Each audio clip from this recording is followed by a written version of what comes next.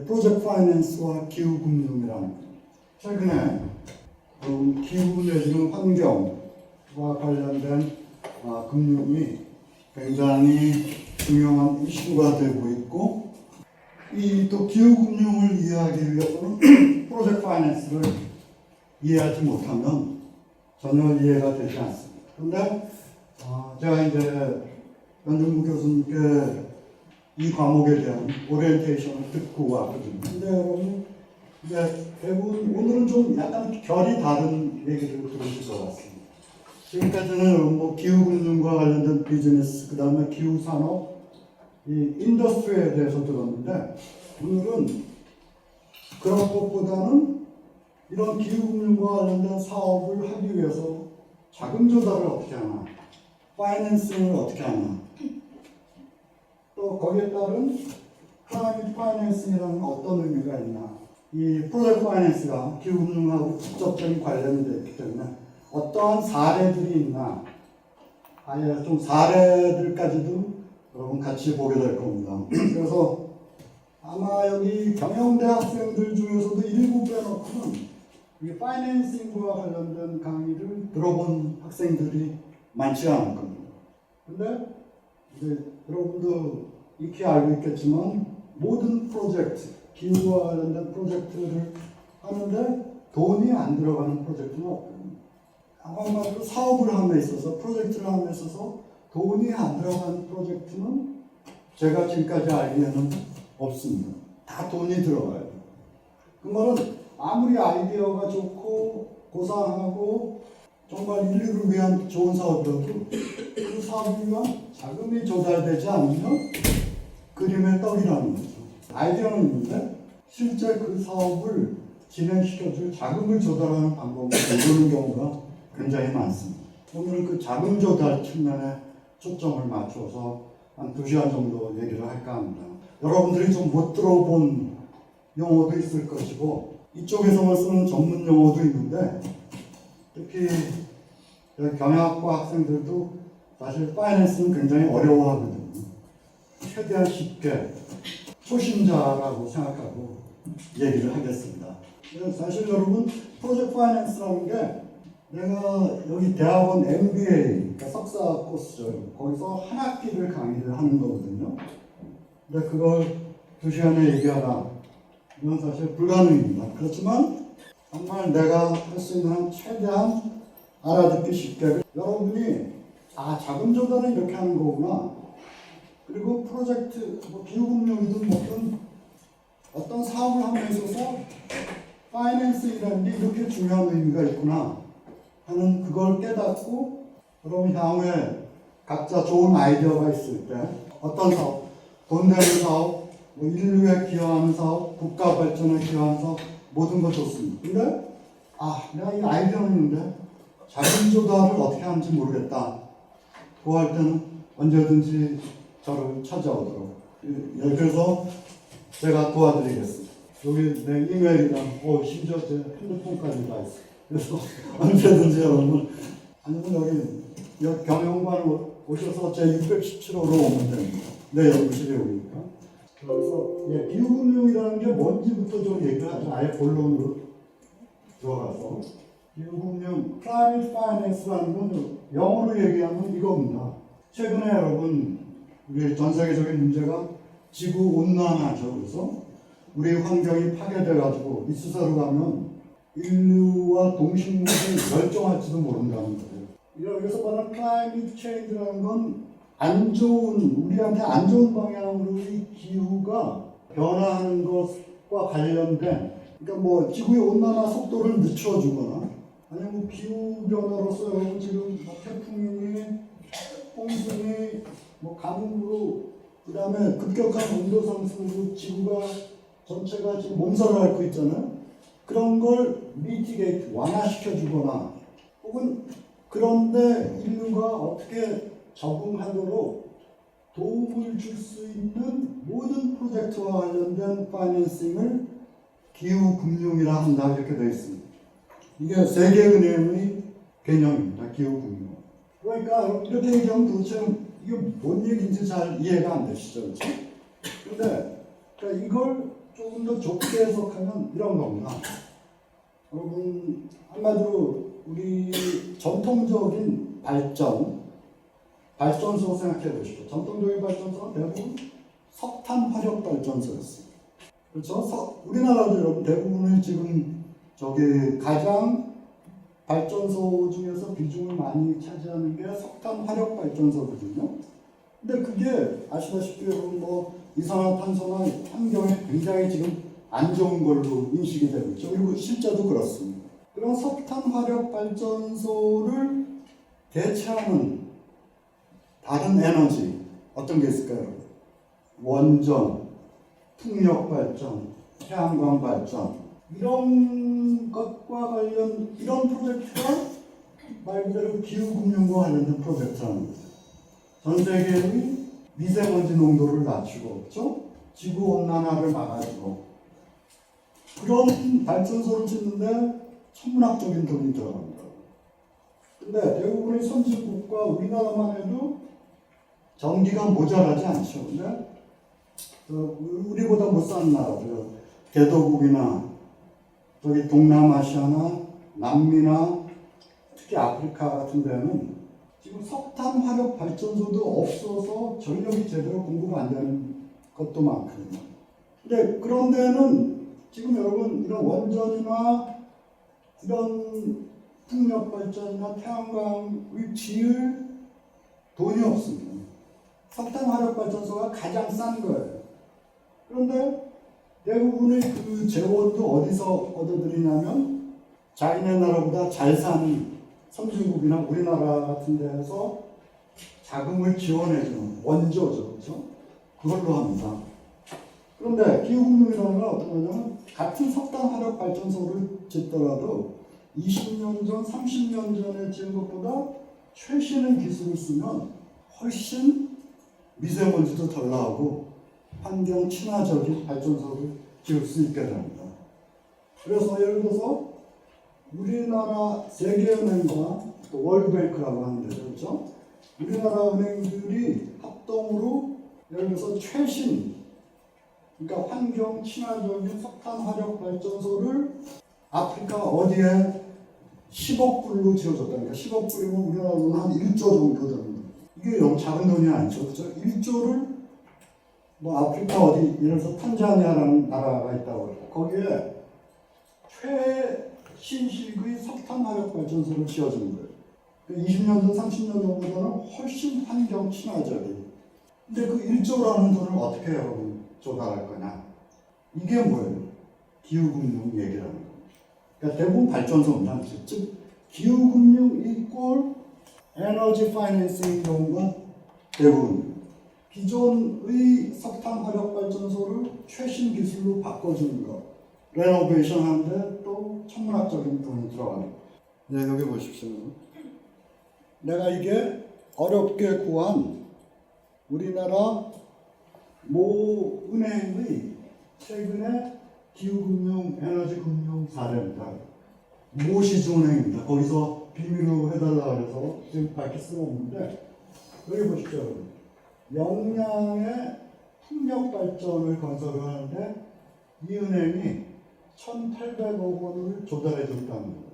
그 다음에 여기에 보시면 삼척 화력 발전소 이건 뭐예요? 아까 얘기한 대로 구식의 환경에 굉장히 유해했던 발전소를 최신 레노베이션하는 프로젝트. 그 다음에 뭐예요? 대구 혁신도시의 열병업 발전 사업, 풍력, 태양광 이런 것들에 대한 각종 프로젝트에 큰 거는 여러분 5조짜리도 있습니다. 4조짜리, 그 다음에 몇 천억, 몇십억도 있죠. 이런데 파이낸싱을 해주는 걸 기후금융이라고 합니다. 알겠습니까? 그래서 우리나라에서 들어온 지가 극히 여기도 보면 여러분 2013년부터 시작하고 있어요. 극히 걸음마 단계의 그런 산업 분야가 기후금융이라는 거죠. 그래서 여러분 기후금융이라는 게 어떤 의미를 가지는지 이해할 수 있겠습니까? 여러분? 자, 이런 걸 기후금융이라고 하는데 이 기후금융이라는 건 한마디로 여러분 이게 프로젝트 파이낸스의 일종입니다. 전체 프로젝트 파이낸스에서 그러니까 전체 PF가 이렇게 크다면 기후금융은 이 정도 되는 거라고 할 수 있어요. PF 시장이 프로젝트 파이낸스라는 게 이렇게 크면 기후금융은 이 정도 된다고 할 수 있습니다. PF를 이해하지 못하면 CF를 이해할 수가 없습니다. 당연히 프로젝트 파이낸스 얘기를 오늘 제가 하는 기후금융의 대부분을 차지할 수밖에 없습니다. 그러니까 지금부터는 또 PF가 뭔지에 대해서 좀 얘기를 하도록 하겠습니다. 여기에 나오는 게 이게 프로젝트 파이낸스랍니다.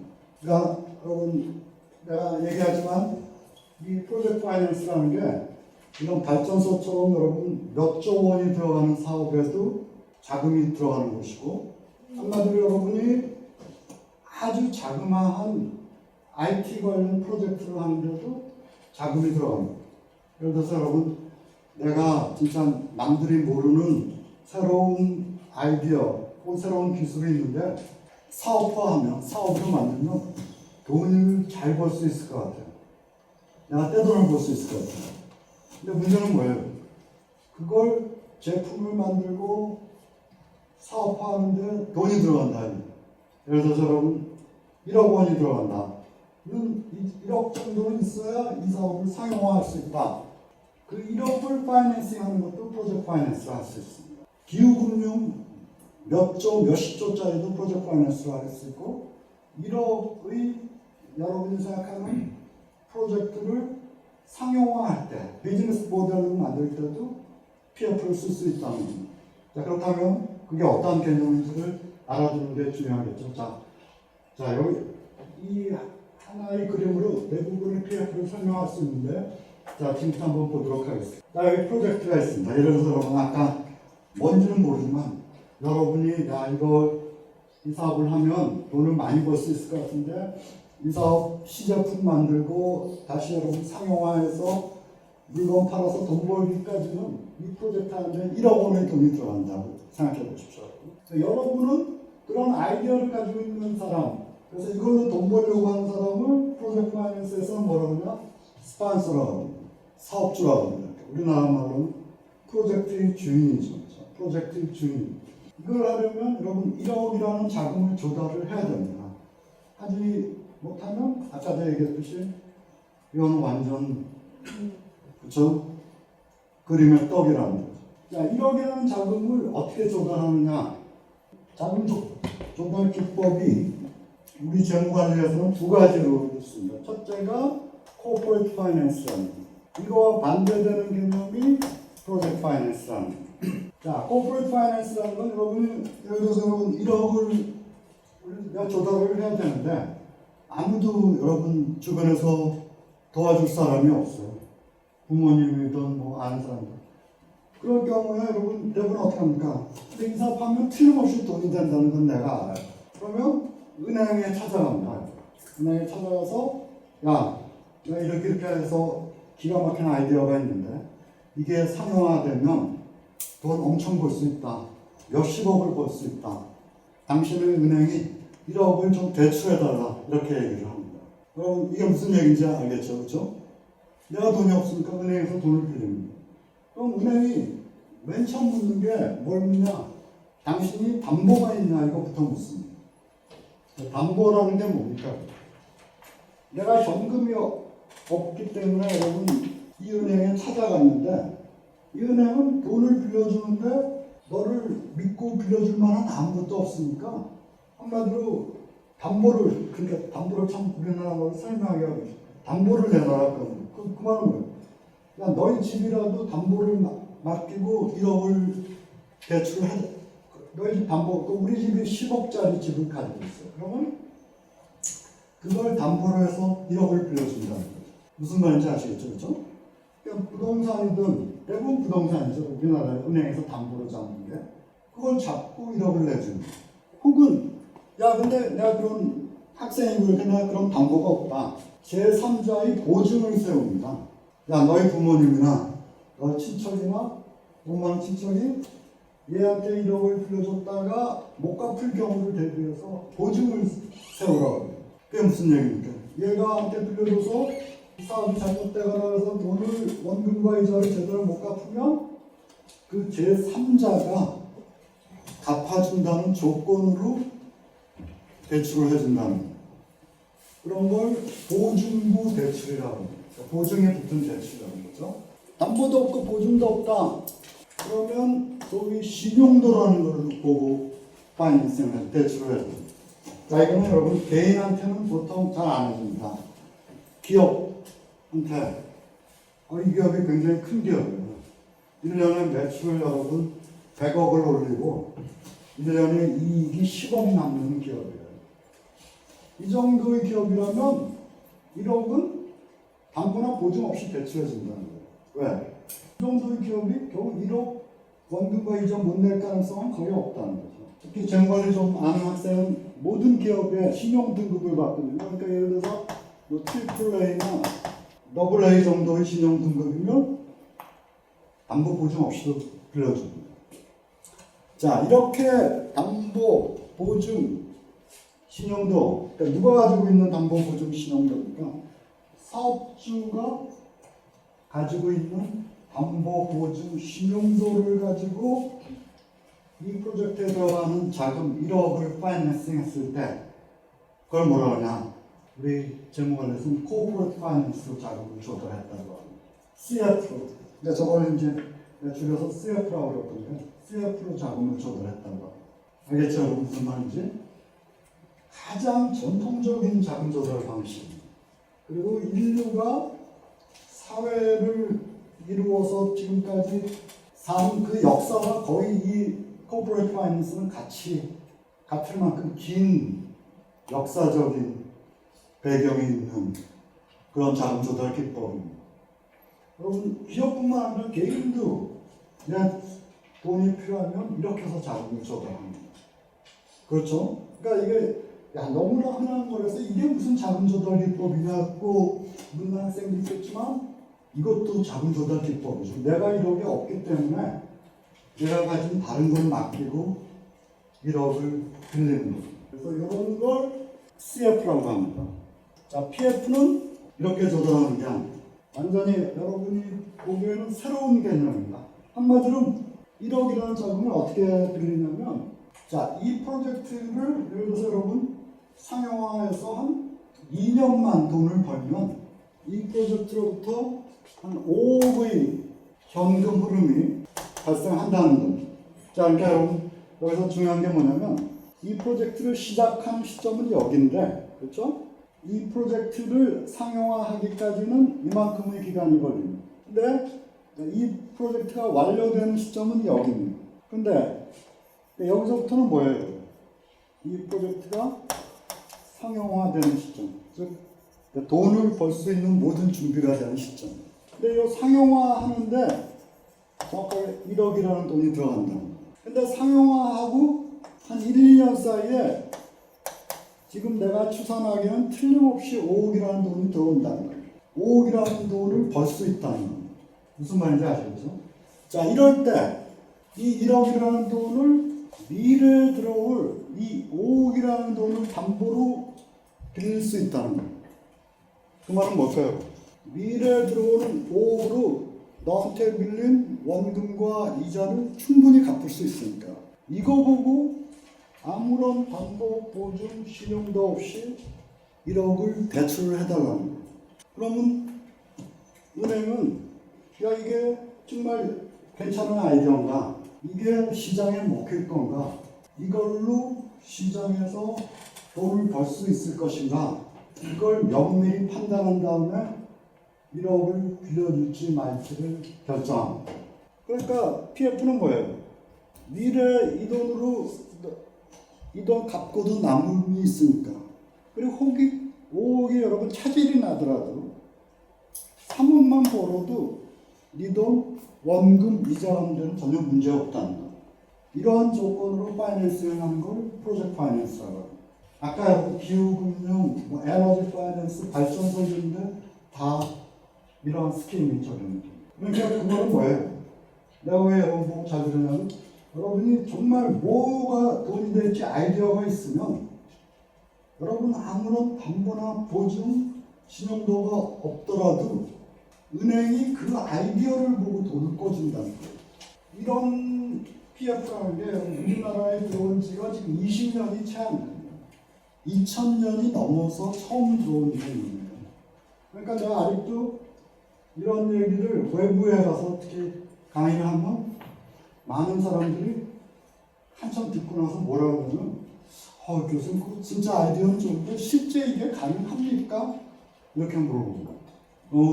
너무나 실제 가능하지도 않은 걸 얘기를 하면 내가 사기꾼이니까 막 근데 실제 은행들이 이렇게 돈을 빌려준다. 은행뿐만 아니라 우리나라 전 은행이 보험사들이 증권사들이 또 각종 자산운용사라는 게 있습니다.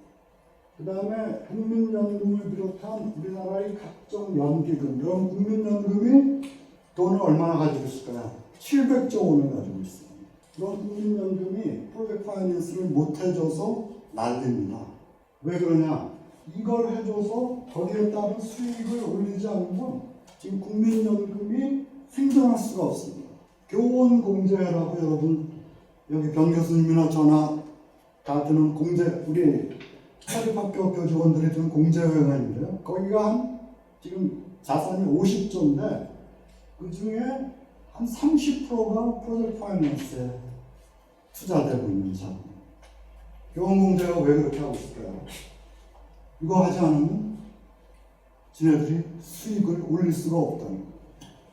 우리나라에 이런 연기금이나 공제회가 전체 56개가 있습니다. 하나 없이 프로젝트 파이낸스에 열을 올리고 있습니다. 그러니까 한마디로 뭐예요?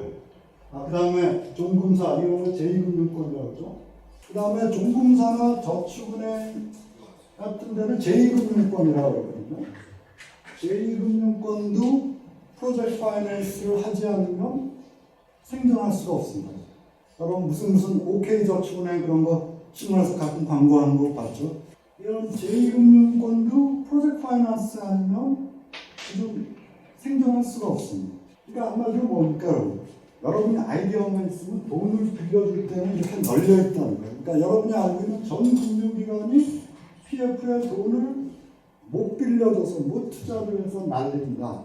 그러니까 안타까운 건 제가 생각하기에는 이렇게 돈 빌려주겠다는 사람들은 지금 널려있고 돈은 쌓여있는데 여러분 작년 말 현재 우리나라에서 여러분 갈 돈 몰라서 하는 길을 잃은 자금이 1000조라고 합니다. 1000조 원. 이런 걸 뭐라고요? 부동자금이라는 거예요. 시중에 경제가 안 좋으니까 사람들이 전부 돈만 움켜쥐고 어디 투자할 데가 없는 거예요. 요즘 주식도 그렇고요, 부동산도 그렇고 전부 앞날이 너무 불확실하다는 거예요. 그 사람들이 현금 움켜쥐고 이걸 어디에 투자할지 몰라서 떠도는 자금이 부동자금이라는 거예요. 이런 자금이 어디로 여러분 몰리냐면 강남에 고가 아파트를 투기하는 데 들어가는 거예요. 그리고 뭐 좀 돈만 된다 그러면 어디에 무슨 오피스텔이 뭐 돈 된다 그러면 거기에 몇백 대 1이 되는 거예요. 우리 국가적으로 굉장히 안타까운 자금들이에요. 왜? 이게 산업계로 혹은 여러분이 정말 기발한 아이디어를 만들어서 정말 멋있는 스타트업을 만들면 이 자금이 그쪽으로 가야 되거든요. 그럴 때 그럼 뭡니까? 그 사업이 성공을 해서 우리나라도 세계적인 아마존이나 애플이나 페이스북이 나올 수 있다. 근데 이런 게 전혀 그런 생산적인 분야로 돈이 가지 않고 엉뚱한 투기나 하고 있고 이렇다는 거예요. 그러니까 제 말은 뭐냐? 여러분이 아이디어만 있으면 이런 부담스러운 담보나 보증 이런 거 없이도 이렇게 자금을 충분히 조달할 수 있다는 거예요. 문제는 뭐겠습니까? 여러분이 가지고 있는 아이디어나 새로운 기술이나 컨셉이 얼마나 돈이 되느냐 이걸 여러분이 판단을 해야 되고 그 다음에 은행에 있는 분들이 그 판단에 어그리를 해야 된다는 거죠. 왜? 은행 입장에서는 이게 굉장히 위험한 일입니다. 왜 그렇겠어요? 얘는 틀림없이 5억을 번다고 대출 신청서를 가져왔는데 문제는 뭐예요? 여기서부터 여기는 전부 이게 미래라는 겁니다. 현재나 과거가 아니에요. 미래는 뭐예요? 우리 인간은 전지전능하지 않으니까 불확실한 거예요. 얘는 5% 있다는데 실제로 그렇게 되는지는 가봐야 하는 일이라는 거예요. 그러니까 은행들은 어떻게 했습니까? 이 미래에 5억을 번다는 얘 말이 사실일지 아닐지를 철저하게 검증을 합니다. 그걸 타당성 분석이라고 해요. 그리고 실제 얘 말이 이렇게 되지 않을 각종 위험 요소가 뭐인지 위험을 분석합니다. 그 리스크를 어나리시스 한다. 그 위험이라는 건 뭘까요? 내가 실제 예측한 하는 현금 흐름이 얼마나 오차가 있을 것이냐. 여러분, 우리가 전지전능하다면 여러분 사업하는데 자기 망할 걸 생각하고 사업하는 사람 없습니다. 전부 성공한다고 그래요. 근데 실제로 사업해서 돈 버는 사람은 그 중에 10%, 20%도 안 돼요. 다 위험 분석을 잘못해서. 이렇게 하면 내가 생각했던 현금 흐름이 안 나타날 수도 있는데 도대체 그게 어떤 원인에 의해서 그렇게 오차가 발생할 수 있고 그러한 원인이 발생을 했을 때, 요소가 발생했을 때 그걸 어떻게 관리하느냐 대책이 있어야 되겠죠. 그걸 리스크 매니지먼트라고. 이걸 못해서 사람들은 거의 사업하면 80 내지 90% 망하는 거예요. 근데 은행이 여러분 많은 사업에 돈을 빌려주면 어떻게 되겠습니까? 저 원금과 이자 좀 먹으려고 했는데 사업 자체가 망해버리면 은행은 그냥 잃어버리고 날리게 됩니다. 그럼 아까 CF에서는 사업이 망해도 괜찮습니다. 왜 괜찮아요? 담보를 당장 여러분 10억짜리 집을 담보를 잡았으면 제가 1억을 못 갚잖아요. 원금과 이자 그럼 어떻게 돼요? 이걸 경매에 붙이면 돼요. 그래서 10억짜리 아파트를 예를 들어서 8억에 어떤 제3자가 산다. 그러면 8억을 은행이 제일 먼저 가지고 거기서 원금과 이자 빼고 나머지를 돌려주면 됩니다. 그러니까 코퍼레이트 파이낸스를 했을 때는 보증세는 뭐예요? 얘가 이렇게 못 갚으면 다른 돈 많은 제3자가 보증서 쓴 사람이 갚으면 되거든요. 그러니까 코퍼레이트 파이낸스를 하면 리스크가 훨씬 작아집니다. PF를 하면 아무 이런 게 없어요. 그러니까 뭐예요? 이 프로젝트의 미래 현금으로 승부를 해야 되기 때문에 어떻게 되겠습니까? 은행이 지는 리스크가 훨씬 큽니다. 그리고 저 위험 분석이나 위험 관리도 훨씬 까다롭습니다. 이 세상에 공짜가 없거든요. 그러니까 저런 사업을 하려면 저 타당성 분석과 위험 분석 혹은 위험 관리를 어떻게 해야 되는지를 여러분이 배워야 됩니다. 그걸 프로젝트 파이낸스를 배운다고 얘기합니다. 그런 작업을 여기 있는 우리나라의 모든 금융기관들이 다 하고 있답니다. 자, 여기는 이유가 있습니다. 예전에 여러분 80년대, 90년대까지만 하더라도 우리나라 은행들이 은행만 가지고 얘기를 해보죠. 이 CF만 가지고 먹고 사는데 아무 문제가 없었어요. 왜 그랬겠습니까? 그때는 우리나라 경제가 급속하게 발전하던, 그러니까 박정희 시대부터 시작해서 여러분 김영삼, 김대중 이 정도까지 대통령. 은행들이 여러분 이 천조의 예금만 많이 확보하면 기업들이, 그것도 우리나라를 대표하는 우량 기업들이 어딥니까? 삼성, 현대차, 포스코, LG 각종 담보를 바리바리 싸들고 와서 제발 대출 좀 해달라고 그러던 때였어요. 은행은 가만히 앉아서 이런 우량 기업들이 잘 망하지 않을 거 아닙니까? 우리나라를 대표하는 기업들인데 얘들 잘 망하지도 않는 기업인데 또 담보까지 확실해요. 그러니까 말 그대로 여러분 땅 짓고 헤엄치기 식으로 그런데 대출해주고 꼬박꼬박 이자만 받으면 됐어요. 그래도 은행이 이익이 너무 많이 남아서 생존하고 성장하는데 아무 문제가 없었어요. 근데 요즘은 어떻게 되는지 압니까? 이런 내가 앞에 든 우량 기업들은 대출을 안 받으려고 해요. 왜 그렇겠습니까? 자기네 삼성이나 LG나 지금까지 돈을 너무 많이 벌어놔서 회사 내에 돈이 굉장히 많아요. 지금 오늘 신문 보셨습니까? 삼성이 지금 가지고 있는 현금의 규모가 105조인가 됩니다. 그걸로 새로운 사업할 때 그걸로 쓰면 되거든요. 뭐하러 여러분 은행에 가서 이자 주고 골치 아프게 그렇게 하겠어요. 이건 삼성만 문제가 아니라 포스코, 현대차, LG전자, 우리나라의 대표적인 무료한 기업들은 다 이렇다는 거예요. 이런 기업들이 이제는 담보를 가지고 가면 아예 은행 출입을 안 해요. 할 일이 없으니까. 왜? 내가 돈이 있는데 뭐하러 남한테 돈을 빌리겠어? 그러니까 제일 안달난 게 어디겠어요? 은행인 거죠. 은행에 예금은 쌓이는데 천조의 예금이 쌓이는데 이걸 도대체 굴릴 때가 마땅치 않은 거죠. 그럼 우리가 은행에 이 중에서 천조에서 내가 100만 원을 가지고 있습니다. 그럼 은행에 예금을 할 거 아니에요? 그렇죠? 내가 지금 어디 썼던 거 예금하는데 요즘 1년짜리 정기 예금을 하면 요즘 한 1.5 내지 1.6%의 이자를 줘요.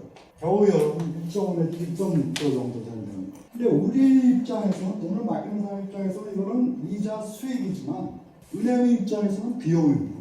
천조라는 돈이 여러분 은행 어딘가는 지금 들어가 있기 때문에 은행 입장에서는 천조의 1.5 내지 1.6%라는 막대한 이자 비용이 나가거든요. 이걸 어떤 식으로든지 잘 굴려서 예를 들어서 여러분 한 5 내지 6%로 굴리는 다른 상품을 개발을 해서 즉 대출을 해줘서 이 정도는 받아야 은행이 살거든요. 그러니까 내가 뭘 얘기를 하고 있냐면 예전에는 이렇게 해달라고 우리나라의 우량 기업들이 은행 앞에 줄을 섰는데 요즘은 그게 싹 사라졌다는 거예요. 근데 여러분 오해하면 안 됩니다. 내가 지금 얘기하는 건 우리나라의 최우량한 기업들, 즉 AA, AAA 기업들 얘기하는 거고 그 밑에 있는 기업들은 아직도 은행에서 대출을 못 받아서 날리는 기업들이 되거든요. 우리나라 90% 이상의 기업들이. 근데 은행들은 그런데 해주면 5 내지 6%가 아니라 7%, 8%도 받을 수 있어요. 그런데 왜 못 해주겠습니까? 얘네들은 너무 위험해. 한마디로. 빌려줬다가 이런 데 해주면 7 내지 8% 이자를 받을 수 있지만 원금을 못 돌려받을 확률이 너무 커요. 그리고 얘네들은 또 뭐? 담보나 보증이 제대로 없어요. 이게 은행의 딜레마입니다. 대출해주고 싶은 데는 위험해서 못 해주겠고 대출을 지금 너무 해주고 싶은 삼성이나 현대차나 LG전자는 안 받으려고. 그러면 뭐예요? 은행은 꼼짝없이 1.5 내지 1.6%라는 이자 비용을 감수하고 천조를 떠안고 있을 수밖에 없다. 현재 시중의 자금 상황이 그렇다는 거예요. 그래서 은행이 예전에는 CF만 해도 충분히 먹고 살았는데 요즘은 이거는 먹고 살 수가 없습니다. 그러니까 뭐예요? 탈출구가 프로젝트 파이낸스라는 거예요. 이게 담보도 없고 보증도 없고 신용도도 없이 불확실한 미래의 현금흐름만 가지고 파이낸스를 해주니까 어떻게 보면 은행 입장에서는 부담스러워요. 위험이 커요. 근데 이걸 해주지 않으면 은행들이 먹고 살 수가 없다는 거죠. 왜? 아까도 얘기했지만 CF라는 게 꽉 벽에 막혀 있기 때문에 그렇습니다. 그래서 여기에 있는 모든 금융기관들이 너도 나도 PF를 해주지 않으면 살 수가 없어요. 그리고 은행들이 또 하나 노리는 게 그겁니다. 코퍼레이트 파이낸스보다도 지금 기업금융 대출이 여러분 우리나라에서 지금 물론 기업의 신용도에 따르지만 이게 한 4 내지 5% 정도 될 겁니다. 대출을 해줍니다. 평균 이자율이. 근데 PF는 어떻게 했습니까? 은행들이 위험이 더 높기 때문에 적어도 이걸 해주면 7 내지 9%의 높은 이자를 받을 수가 있어요. 예전에는 여러분 은행이 안전하게 담보 잡고 이것만 먹어도 사는데 아무런 문제가 없었는데 요즘은 조금 위험하지만 이걸 먹지 않으면 이러한 이자 비용을 감당할 수가 없다는 거예요. 무슨 말인지 알겠죠? 그래서 지금 내가 여기서 강조하는 바는 뭐냐면 이렇게 다양한 금융기관들이 1000조 이상의 돈을 쌓아놓고 기다리고 있어요. 제대로 된 사업자가, 제대로 된 기업이, 제대로 된 스타트업이 우리한테 프로젝트 파이낸스로 대출 신청을 해주기를. 근데 문제는 뭐예요? 진짜 그 돈을 써야 할 기업이나 엔지니어들이나 아이디어를 가진 사람들은 이런 자금 조달 방법이 있는지조차도 모른다는 겁니다. 이 PF에 관련된 나는 여러분 이걸로 거의 27, 8년을 연구를 한 사람이에요. 그리고 뭐 정부나 기업이나 은행에 각종 자문을 해준 사람이에요. 근데 안타까운 게 뭐냐? 지금 여러분이 이렇게 자금 조달하는 기법을 알고 있는 학생들은 없었을 것 같고, 근데 여러분 대한민국에서 사업을 하는 사람의 99%도 마찬가지예요. 그러니까 주변에서 여러분 이런 얘기를 가끔 들을 수 있어요. 야, 이것만 하면 진짜 떼돈이 벌릴 것 같은데 거기에 들어가면 자금을 어떻게 조달이 안 돼서 난 사업 못하겠다. 내가 그 말을 들으면 굉장히 멍청한 사람처럼 보이는 거죠. 이 사람은 그러니까 PF를 모른다는 거예요. 이 사람은 어디 가서 사업하려면 은행에 가서 담보 맡기고 보증 세워서 대출을 받아야 되는데 그게 할 길이 없어서 못하겠다는 거예요. 굉장히 안타까운 문제. 그렇게 해서 정말 좋은 아이디어나 좋은 사업 구상이 사장되는, 없어지는 그런 게 굉장히 많다는 거예요. 왜 그러냐면 여러분 이게 우리나라에 들어온 지가 여기 바로 2000년부터예요. 그러니까 20년이 안 됐어요. 근데 이게 미국에서는 사실 언제부터 시작이 됐냐면 1930년대에 석유 개발을 하면서 이게 처음 나온 거예요. 그러니까 미국만 하더라도 거의 90년이 됐었는데 우리는 20년이 된 거예요. 그러니까 어떻게 보면 모르는 게 당연하죠.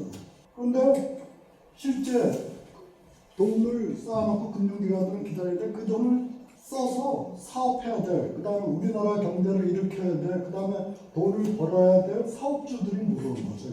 그러니까 이런 것도 있다는 걸 알아두라는 거예요. 그리고 여러분 이게 그냥 오늘 좋은 얘기 들었다 하고 집에 와서 잊어버리면 아무 쓸모가 없는 거예요. 내가 나중에라도 어떤 아이디어라도 남만 애들라도 구세대라서 사실 요즘 이렇게 급변하는 4차 산업혁명 시대, AI 시대, 뭐 블록체인, 뭐 그다음에 뭐예요? 뭐 자율주행차, 뭐 드론, 뭘 하면 돈이 되는지를 나는 몰라요. 지금 그거 알 수도 없어요. 나는 너무나 다른 분야니까. 근데 나는 거기에 돈을 조달하는 방법은 알고 있어. 그런데 안타까운 거는 그런 아이디어는 여러분 대부분 젊은 애들이 가지고 있다. 나는 그럼 내가 돈을 벌고 싶어도 난 아이디어가 없어요. 여러분은 있을 거 아니에요. 하다 보면 야 이런 거 불편하니까 이렇게 고쳐보면 어떨까? 혹은 시장의 틈새가 이런 건데 요 사업을 하면 돈이 될 것 같다. 근데 문제는 담보 없고 보증도 없고 돈을 조달할 길이 없다. 그때 접지 마라. 프로젝트 파이낸스가 있다. 교수님 그래요. 질문해. 프로젝트 파이낸스 제가 오늘 처음 들어봤는데 투자자 같은 경우 결국 부동자금을 비워서 돈을 벌어야 되고 더 큰 이자를 받을 수 있는 이점이 있는데 그거에 비해 아예 돈을 못 받을 수 있는 위험이 너무 큰 것 같아요. 맞습니다. 근데 대출자는 그냥 더 큰 이자를 갚아야 한다 말고는 담보도 보증도 없고 신용도도 안 깎여서 너무 대출자한테만 이득이 되는 새로운 그렇죠. 아주 좋은 질문입니다. 그리고 내가 그 얘기를 하려고 그랬어. 그런데 딴 얘기부터 하려고 그랬는데 학생이 질문했으니까 그 얘기부터 하죠. 그러니까 자 생각해 보십시오. 학생이 좋은 질문을 했는데 자 아까 여러분 1억 원이 필요하다고 그랬죠. 그렇죠? 그래서 이 사업을 상용화하기 위해서는 1억의 자금을 투입을 해야 되는데 여러분 이걸 은행에서 빌린다. 그 말은 뭐예요? 학생은 사업하는데 내는 돈 한 푼도 안 내고 은행에서 100% 대출해준다. 그렇게 해서 사업한다. 현실에서 불가능합니다. 내 돈을 여러분 일부라도 내야 되죠. 그렇지 않으면 여러분 은행에서 대출도 안 해줍니다. 그 말은 뭐예요? 잘못됐을 때 은행만 날리고 너는 그냥 빠이빠이 하고 가면 되는데 이 세상이 그렇지 않습니다. 그렇죠? 그래서 최소한 그렇게 자기가 내는 돈을 뭐냐면 자기 자본이라고. 자기 자본이 예를 들어서 여러분 이런 사업이라면 예를 들어서 나는 1000만 원을 준비해야 된다. 1000만 원 정도. 그 그리고 나서 은행에 찾아가서 PF로 하면 한 9천만 원 정도 해준다. 자, 이렇게 하다가 여러분, 그래서 5억을 벌 수 있을 것 같아서 이 사업을 했는데, 이 세상에서 여러분 자기 생각대로 착착 풀리면 누가 사업하다가 실패하고 망해먹고 여러분 야반 도주하고 그러겠습니까? 내 생각대로 안 된다는 거예요. 그래서 여러분 하다가 난 5억 벌 줄 알았는데, 이게 여기서 지금 1억을 투입을 했는데, 이거 끝날 때쯤 한 5억은 벌려고 생각했는데, 이게 3천도 못 벌었어요. 3천만 원. 1억을 원금이 들어갔는데, 그러면 어떻게 해요? 이 은행에 9천만 원을 빌렸으니까 이자는 커면 원금도 못 갚는 이런 상황이 발생한다. 자, 이럴 때 만약 이거를 여러분 CF를 조달을 했다. 9천만 원. 그 말은 뭐예요? 우리 집을 은행에 담보를 맡기니까 이건 한 5억 정도의 가치가 있다고 판단이 나왔어요. 그러니까 그걸 담보로 잡고 은행이 9천만 원을 꿔줬어요. 그래서 사업하다가 망했어요. 한 번. 이렇게 3천만 원. 이렇게 되면 은행이 어떻게 합니까? 당연히 그 집을 경매에 붙이는, 얘는 이제 더 갚을 능력이 없어. 그럼 경매를 해서 한 5억짜리 집이 한 4억 원에 낙찰이 됐다. 그러면 거기서 못 받은 6천만 원에다가 3천만 원도 받았을 거고, 이자까지 은행이 제하고 나머지를 돌려주고. 무슨 말인지 알겠어요? 그러면 난 사업하다가 망하면 여러분 이 자기 자본은 기본적으로 날리는 돈이에요. 즉 이것부터 찾아가고 남은 게 있을 때 이걸 찾아갈 수 있어요. 그러니까 이렇게 사업하다 망하면 나는 1,000만 원 자기 자본으로 날리고 내 경매에서 9천만 원 날리고 나는 1억이 그냥 다 날아가요. 무슨 말인지 알겠죠? 그런데 이거는 얘기하면 좀 그런 얘기를 CF로 파이낸싱, 프로젝트 파이낸스로 파이낸싱을 했다. 이때도 여러분 내 돈 1,000만 원은 내야 돼요. 근데 타인 자본을 은행에서 대출을 하는데 미래에 들어올 현금흐름을 보고 하다가 여기서 여러분 3천만 원밖에 못 건지고 사업 망했습니다. 자, 그러면 어떻게 될까요? 은행은 당장 이자는커녕 6천만 원의 원금을 못 받습니다. 맞습니까? 그건 누구 책임이에요? 은행의 책임. 은행이 아까도 얘기했지만 잘못 타당성 분석하고 잘못 위험 분석해서 얘네들도 돈이 벌릴 거라고 해서 들어왔는데 지네들이 잘못 판단. 고스란히 은행이 손실로 들어갑니다. 사업주는 한 푼도 안 내요. 왜? 내가 담보나 보증 이런 건 맡긴 게 없잖아요. 은행이 뭘 가져가려도 가져갈 게 없는 거예요. 그냥 은행이 투자를 해주는 겁니다. 은행도 벌 줄 알고 투자를 했는데 걔네들이 잘못 판단하니까 그 리스크를 은행이 가져가는 거예요. 자, 그러니까 여러분 여기서 할 수 있는 게 뭐예요? 자, 이걸 9천만 원을 자기 자본 1,000만 원은 CF든 PF든 내가 내야 되는 거예요. 근데 이걸 9천만 원을 PF로 조달을 하면 이런 최악의 경우에 난 얼마를 날리겠습니까? 난 6천만 원, 그렇죠? 여기 3천만 원은 여기서 남았다. 그럼 6천만 원 플러스 1,000만 원, 7천만 원은 날라가는 거예요. 저걸 프로젝트 파이낸스로 조달을 했다. 그럼 난 얼마 날릴까요? 그럼 내 말을 이해했으면 쉽게 대답할 수 있을 건데 난 얼마 날릴까요? 1,000만 원만 날리면 됩니다. 내 차례에서. 7배의 차이가 납니다. 왜 사업주가 PF를 하냐? 바로 이 이유 때문에 합니다. 근데 또 학생이 한 질문. 그러면 은행이나 투자자는 왜 돈을 대주냐? 이런 방식으로. 무슨 자선기관입니까? 얘 좋은 일 시키려고 9천만 원을. 그렇지 않다는 거죠. 얘들은 왜 대주느냐? 첫째, 아까도 얘기했지만 이렇게 CF로 먹고 살던 80년대, 90년대가 지나갔기 때문에. 이거 벽에 부딪혔기 때문에. 두 번째, 아까 얘기했죠. PF로 하면 7 내지 8%의 고금리를 받을 수 있기 때문에. 그럼 학생이 얘기하면 아까 뭐 CF로 했을 때 5, 6%, PF로 했을 때 7, 8%, 그 2, 3% 차이라고 이게 너무 큰 겁니다. 즉 대수의 법칙에 의한 은행들이 이런 프로젝트를 하나만 하겠습니까? 수십 개, 수백 개, 수천 개를 할 거예요. 그런 데서 나오는 이자 수익이 너무나 엄청나게 차이가 납니다. 그래서 금융기관은 PF를 하는 거예요. 무슨 말인지 알겠죠? 그러니까 CF만 해서 금융기관이 먹고 사는데 지장이 없다면 할 이유가 없습니다. 왜 리스크를 이렇게 지겠어요? 그런 시대는 가고 은행이 리스크를 부담하면서 추가적인 2 내지 3%를 먹지 못하면 은행 자체가 생존이 불가능합니다. 그래서 알겠습니까, 여러분? 그러니까 내가 여기서 학생이 질문해서 아이에게 사업주 입장에서는 아까 그러한 이유 때문에 한 PF를 잘못됐을 때 자기가 날리는 돈이 너무 차이가 납니다. 투자자 입장, 문화금융기업 왜? 지금 방금 설명한 그 이유입니다. 서로 목표는 다르지만 추구하는 바는 다르지만 나름의 서로 유용성을 노리고 PF에 들어옵니다. 알겠죠? 그래서 그러니까 여러분은 여기에서 사업주 입장인데 투자자 입장이 아니니까 이걸 어떻게 활용할 수 있는지를 생각해 보라는. 그리고 그런 돈 벌 수 있는 아이들은 여러분의 머리에, 제 머리에 있지 않습니다. 알겠죠? 예, 그래서 그다음에 시간이 얼마 남지 않아서 간단하게 얘기하겠습니다. PF가 제일 먼저 시작된 건 얘기한 대로 1930년대 미국 유전을 개발하는 거예요. 자, 유전이라는 게 여러분 이거 굉장히 유사합니다.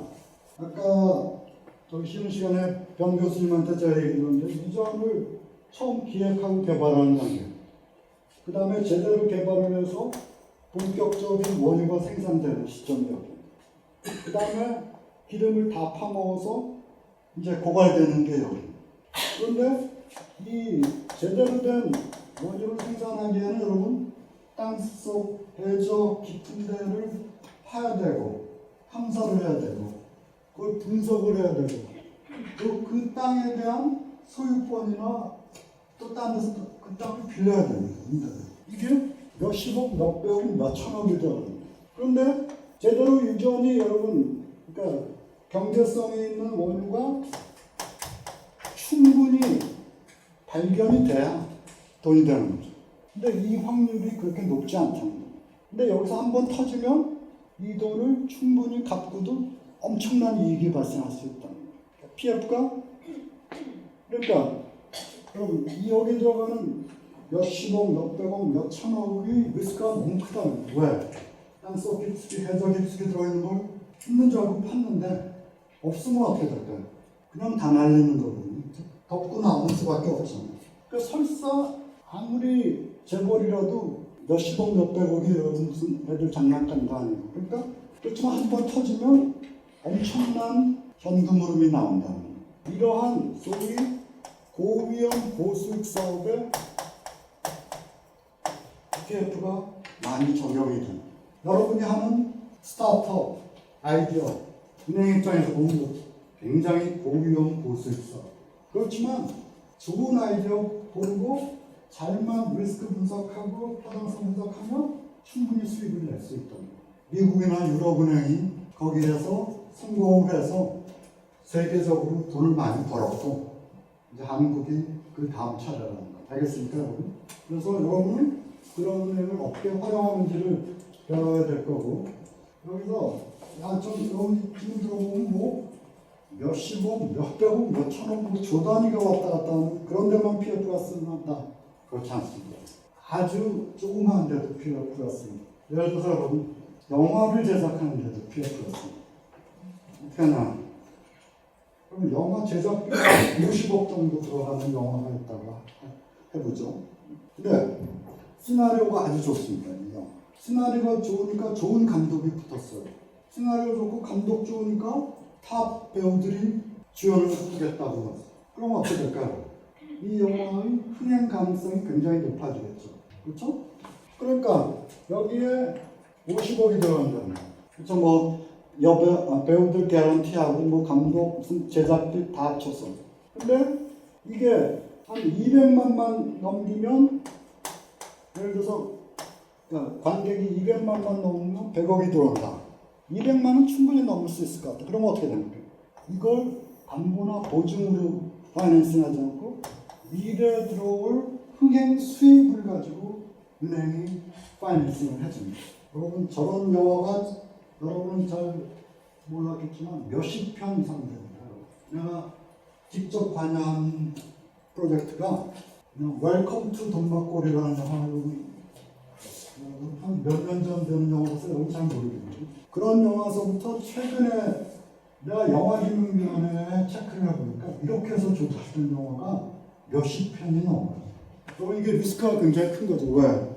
영화가 여러분 반드시 배우 좋고 시나리오 좋고 감독 좋다고 성공하는 게 아니에요. 여러분 대표적인 게 염력이라는 영화 기억나나? 그 주연 배우는 누구지? 갑자기 생각이 나. 그래. 유승용이 뭐 7번방의 선물인가 해서 정말 엄청난 배우로 등극했을 때요. 그래서 걔 주연으로 하고 시나리오 또 무슨 부산행 쓴 누가 뭐 썼고 엄청난 작품이었어요. 그래서 몇백억이 들어갔어요. 염력. 감독도 유명한 완전 망했습니다. 그러니까 거기에 PF 해준 사람들은 이자는커녕 원금도 못 건졌습니다. 근데 그걸 대부분 어떻게 하냐? 네티즌들이 펀드를 냈어요. 그리고 영화 좋아하는 네티즌들은 팬덤에 휩싸여가지고 유승용 나온다면 17번으로 10만 원씩 5만 원씩 내서 몇백억을 거뒀다는 거예요. 그게 PF 아닙니까? 그렇죠? 그래서 몇백억을 파이낸싱했는데 이 영화 완전 망했어요. 영화 제작사 입장에서는 만약 이걸 담보 맡기고 조사를 했으면 기가 막힌 노릇이죠. 내 전 재산이 다 날아버리는 거예요. 근데 저 케이스는 어떻게 했습니까? 손해를 보고 그 수십만 명인지 몇만 명인지 네티즌이 나눠서 손해를 보는 거예요. 영화사는 자기 자본 좀 들어간 거 말고는 아무런 날린 게 없습니다. 그렇게 여러분 실패한 영화도 꽤 많이 되고 성공한 영화도 꽤 많이 돼요. 그러니까 여러분 이게 내가 지금 몇십억, 몇백억짜리 프로젝트에만 프로젝트 파이낸스가 쓰는 게 아니라 굉장히 작은 프로젝트였습니다. 그래서 아까도 얘기했지만 여러분이 1억짜리 아이디어를 내는 그런 프로젝트에서 쓸 수 있다. 심지어 여러분 의사가 종합병원에 있는 의사가 개인 병원 개업할 때도 PF를 쓴 사례가 있어요. 종합병원에서 너무 유명한 의사는 여러분 어떻게 자기가 개인 병원으로 독립하면 그 환자들이 다 갈 거 아닙니까? 그렇죠? 근데 강남에 있는 여러분 건물 임대하고 고가의 의료 장비 갖추고 직원 10명 쓰면 40억이 들어요. 이 의사가 개업을 해야 되는데 40억이 어디 있습니까? 재벌집 자식 빼놓고 그걸 어떻게 하는지 내가 미래에 벌어들일 환자 수입을 가지고 프로젝트 파이낸스 담보 하나도 없이 조달을 했어요. 그래서 지금 강남에서 떵떵거리고 잘 살고 있어요. 몇 년 만에 다 갚았어요. 40억 원금과 해서. 에브리바디 해피했어요. 왜? 의사는 대학병원에서 우리 교수 같은 얼마 안 되는 월급 받았는데 의사는 지금 떼돈을 벌고 있는 은행은 어떻게 했어요? 거기에 PF를 해줘서 성공을 해서 엄청난 고리의 이자를 받아 튀겼어요. 그 사람 지금 거의 건물주가 돼 있어요. 내가 누구라고 얘기하지 않아. 강남에서 에브리바디 해피했는데 이게 만약 잘못됐으면 어떻게 했을까요? 은행이 대부분의 리스크를 가지고 은행이 잘못 분석했기 때문에 그 말은 뭡니까? 그 의사는 잘못되더라도 자기가 날리는 손실이 극소화된다. 그러니까 여러분같이 아이디어만 있고 그렇죠? 담보 없고 이런 사업자들이 최우선적으로 선호할 수밖에 없는 게 PF라는 거예요. 알겠죠, 여러분? 그래서 내가 이렇게 말은 쉽게 하는데 이거 실제 하기 위해서는 자기 자본은 어떻게 모아야 되고 타임 자본은 어떻게 모아야 되고 다 배우셔야 됩니다. 이게 PF의 티피컬한 구조고 여기서 내가 너무 어려울까 했는데 핵심은 이걸 어떻게 하느냐 여러분이 좀 더 관심이 있으면 저한테 찾아오십시오. 내가 그렇죠. 그걸 다 강의할 수는 없고 뭐 몇십 시간에 걸쳐서 모든 자료를 줄 테니까 독학하십시오. 그리고 기회가 되면 내년 상반기에도 여러분 우리 경영대학 MBA 강의 한 학기 동안 할 것 같으니까 거기서 청강하십시오. 내가 허용하겠습니다. 자, 그래서 여러분 마지막으로 요 간단한 질문. 그 영화 같은 경우는 한권이나 병원을 세운다면은 병원 안에 있는 의료 기기 같은 것도 그것조차도 담보로 안 되는 건가요? 그렇지. 의료기기는 여러분 담보로 잡을 수가 없어. 왜냐하면 그게 몇십억짜리도 있고 몇억 너무 고가라서 그거 대부분 리스를 해. 그러니까 자기가 사는 게 아니야. 리스를 해서 렌트료를 받고 해준 건데 그 렌트도 하도 여러 기계가 들어가니까 그거 포함하고 건물 임대료 하고 직원들 이렇게 명 월급 주려면 창업하는데 40억이 들어가는 거야. 그리고 보통 사람은 그 돈이 어디 있어? 설사 내가 저기 담보가 있더라도 거기 투입할 수는 없어. 왜? 이 의사도 월급쟁이 의사만 했지 자기 업체를 가진 적 처음이거든. 리스크가 너무 커. 이거 잘못했다가는 내 전 자산이 날아갈 판이야. 그러니까 코퍼레이트 파이낸스가 가능해도 할 수 없지. 엄두가 안 나잖아, 그렇지? 근데 이 사람은 PF라는 걸 그런 방법이 있는지 몰랐어.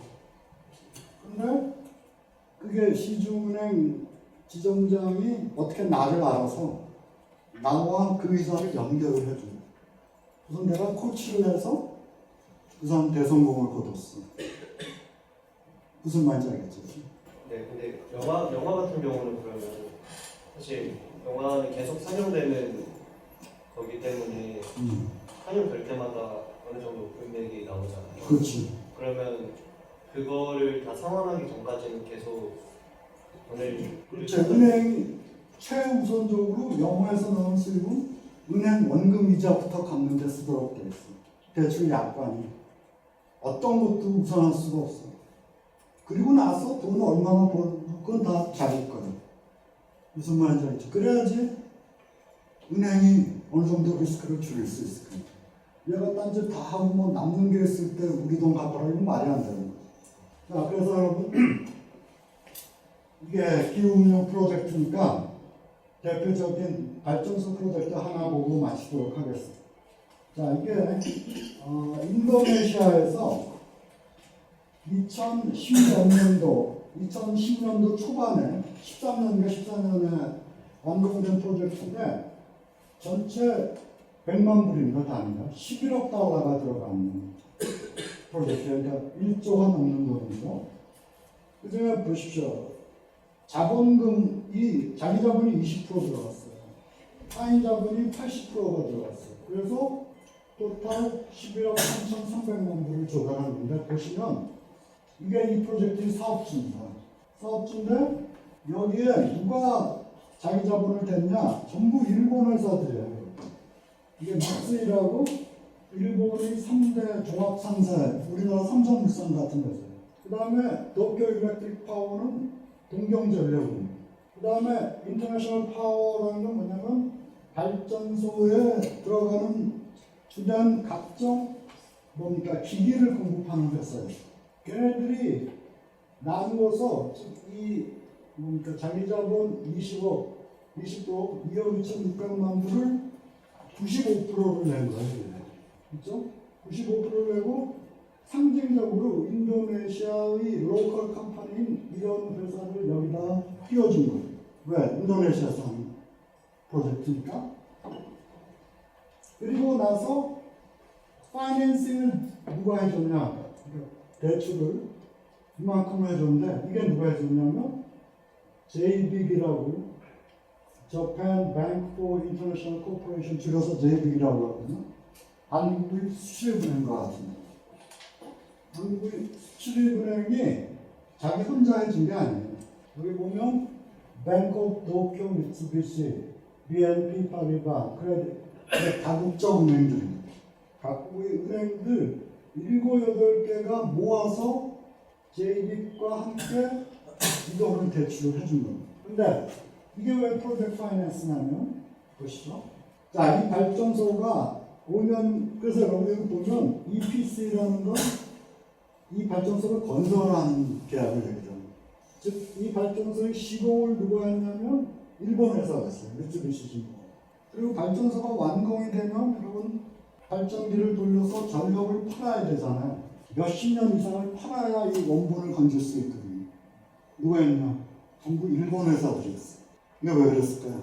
일본 은행이 돈을 대주니까 일본 기업들이 전부 물량을 따낸 겁니다.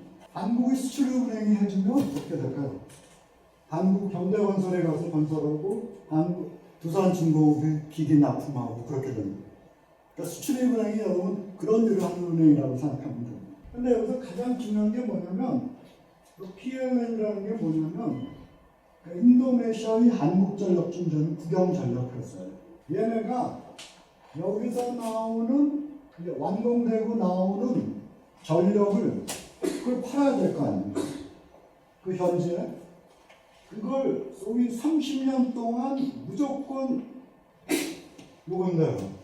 PPA 계약이라는 게 이게 뭐냐면 이 파워 Purchase Agreement라는 겁니다. 이게 약자거든요. 그러니까 전력 구매 계약이라는 겁니다. 30년 동안 이 발전소에서 나오는 전력을 킬로와트당 얼마에 사주겠다는 확약을 한 겁니다. 그러니까 여러분 뭐 원유가가 어떻게 되든 그 당시 전력 가격이 어떻게 되든 무조건 이 발전소에서 나온 건 킬로와트당 얼마에 30년 동안 우리가 무조건 사주겠다. 그 말은 뭘까요? 여기서 돈을 자기 자본을 투자한 투자자, 돈을 빌려주는 그 대출 은행으로서는 현금 흐름이 확정이 되는 거예요. 30년 동안. 즉 인도네시아의 한국전력이 망하지 않는 한 이 약속을 지킬 거 아니에요. 그리고 인도네시아, 우리나라에 생각해보세요. 한국전력이 망할 확률 극히 낮잖아요. 얘네들 PLN이라는 데는 한국전력보다는 조금 못 믿었지만 그래도 인도네시아의 최고의 국영전력회사인데 얘네들이 30년간 PPA를 맺어줬다는 거예요. 그럼 뭡니까? 은행이나 투자자 입장에서는 현금 흐름이 안정성이 굉장히 높아지게 됩니다. 그 미래의 30년 동안의 얘네들이 사주는 수입을 기반으로 해서 어떻게 됐어요? 이 돈을 자기 자본으로 냈고 9억 불 정도를 JB를 위시한 7, 8개 국제은행들이 대출을 해줍니다. 전형적인 프로젝트 파이낸스. 30년 동안 들어올 미래의 현금 수입을 가지고 지금 필요한 11억 불의 자금을 조달을 한 사람. 알겠죠? 그러니까 아주 간단하게 얘기했지만 PF가 이렇게 된다는 거예요. 그리고 그 다음 프로젝트는 파푸아 뉴기니아에서 LNG, 가스를 개발하는 프로젝트였습니다. 이건 사우디 주베일 항만의 석유화학 플랜트의 굉장히 유명한 프로젝트입니다. 이게 무려 140억 불이에요. 그러니까 얼마예요? 15조, 16조가 넘는데 사우디 아람코라고 사우디 최대 국영 회사가 투자한 프로젝트. 우리나라에서 여러분 삼성 엔지니어링, 대림산, SK건설과 같이 이 너무나 큰 프로젝트에서 건설에서만 전 세계에서 15개가 붙은 프로젝트. 이런 게 PF로 조달된 겁니다. 그래서 여기서 보면 자기 자본이 35%, 차입금이 65%에서 토탈 128억 불을 자금 조달해서 파이낸싱 그런 사례들. 이런 게 프로젝트 파이낸스고 이런 게 국제적으로 쓰이는데 마지막으로 우리나라에서 아까 내가 좀 얘기하다 말했는데 어떤 데 그 PF가 가장 많이 쓰이냐 부동산을 개발하는데 그러니까 아파트를 짓는데 PF가 쓰입니다. 오피스텔 짓는데 쓰입니다. 그 다음에 여러분 들어보셨습니까? 카지노, 호텔, 골프장, 리조트, 콘도 모든 부동산에 PF가 쓰입니다. 이게 2001년부터 이건 좀 몇 년 된 자료인데 여러분 내가 최근에 업데이트 해보니까 작년까지 한 300조 원의 돈이 PF로 풀렸어요. 이 수많은 금융기관들이 300조를 대줬다는 거예요. SOC 민간 투자 사업은 뭐예요? 도로, 철도, 항만, 공항을 예전에는 정부나 지자체가 자금을 댔거든요. 대표적인 게 뭐예요? 경부고속도로. 그런데 요즘은 민간이 자기 돈 내고 짓습니다. 그리고 30년 17년 동안 통행료를 받아서 그 돈을 커버하고 이익까지 납니다. 여러분 잘 아는 예가 인천공항 고속도로가 바로 이 예입니다. SOC 인자사업 제1호 사업이에요. 여러분 올림픽도로 타고 가다가 가양대교 지나서 거기서부터 시점이에요. 옆으로 빠지죠. 그래서 인천공항까지 37.4km 구간인데 그거 1995년부터 2000년까지 건설을 했거든요. 1조 7,400억이 들어갔어요. 그게 우리나라에서 이런 SOC의 최초로 프로젝트 파이낸스가 되는 거죠. 그러니까 여러분 이것 말고도 여러분 천안 논산 고속도로, 그렇죠? 부산 신항만, 뭐 각종 민자 사업에 이걸 민간 투자 사업이라고 하는데 2000년부터 작년까지 약 130조 원의 돈이 프로젝트 파이낸스로 풀렸어요. 이런 게 가장 큰 분야예요. 그거 말고도 요즘 여러분 선박이나 항공기를 제조하는 데도 PF가 쓰입니다. 아까도 얘기했지만 발전소, 재생에너지, 태양광, 풍력, 에너지 파이낸스에 쓰이고 기후금융에 쓰이고 아까도 얘기했지만 영화에도 쓰이고 IT에도 쓰입니다. 우리나라 서울이 전 세계에서 여러분 교통 환승 시스템이 가장 발달한 도시입니다. 여러분 너무 편하잖아요. 그렇죠? 우리 버스 타고 가다가 지하철을 바꿀 때도 다 알아서 계산하시잖아요. 그렇죠? 서울과 경기도도 이 시스템을 콜롬비아의 보고타에 NGCNS가 3천억을 받고 설치를 해줬습니다. 거기에 들어간 돈을 17일은행이 프로젝트 파이낸스로 배치해요. 그만한 거예요. IT나 이런 쪽에도 PF가 씁니다. 바이오, 뭐 벤처, 영화, 여러분 아까 얘기했지만 신전 의사가 개업할 때도 PF가 씁니다. 무궁무진합니다. 결국 관건은 뭐예요? 이 사업이 돈이 되냐? 그리고 그게 안정적으로 미래에 돈이 나오냐? 또 하나 중요한 관건은 뭘까요? 그걸 투자자나 금융기관에 어떻게 설득시킬 수 있냐? 그겁니다. 그래서 프로젝트 파이낸스를 배운다는 건 그걸 배운다는 거고, 그리고 한마디로 똑같은 은행에 여러분 신입사원으로 들어가더라도 프로젝트 파이낸스를 아는 사람은 그리고 그쪽의 전문가는 그렇지 못한 사람에 비해서 한 연봉이 3배 정도 차이 납니다. 그만큼 여의도나 금융가에서 핫한 이슈가 최근에 프로젝트 파이낸스. 그 증명할 때 기준은 어떤 거? 또 기준이라기보다 방법론이 첫째 재무관리에서 자본 예산을 알아야 되고 경제성 분석을 할 줄 알아야 되고 각종 위험 분석을 하고 위험 관리를 해야 되는데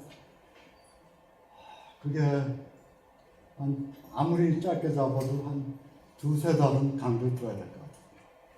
그러니까 그걸 한마디로 얘기하기는 좀 그렇다는 거죠. 그래서 관심 있으면 나중에 들어오고.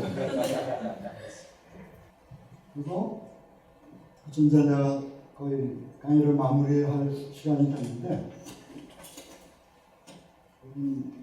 내가 오늘 뭐 애초부터 이 파업회의 성격상 정부 속속들이 얘기를 할 수는 없었고 큰 그림만 얘기했고 그 다음에 제가 가장 중요한 동기는 모티베이션 여러분이 아이디어를 파이낸싱 하는데 직접 활용해 보라고. 처음에는 엄두가 안 날 테니까 저를 찾아오십시오. 그러면 이제는 근데 아무나 가지고 찾아오면 안 되는 거예요. 진짜 제대로 된 거. 그래서 여러분의 아이디어를 듣고 내가 타당성이 있다. 이거는 상용화할 만하다. 그 판단이 되면 내가 어떤 방법과 기관을 동원해서 파이낸싱을 도와드릴 의향이 있습니다. 우리 오늘 교수님이 원래 컨설팅을 하려면 엄청나게 대단한 그런 경비를 드려야 되는데 여러분들한테 특히 제자들이라고 해서 그런 아주 좋은 공포까지 해주신 것 같아요. 하여튼 장시간 동안 이렇게 설명해 주신 우리 박근홍 교수님한테 언제든지 찾아오세요.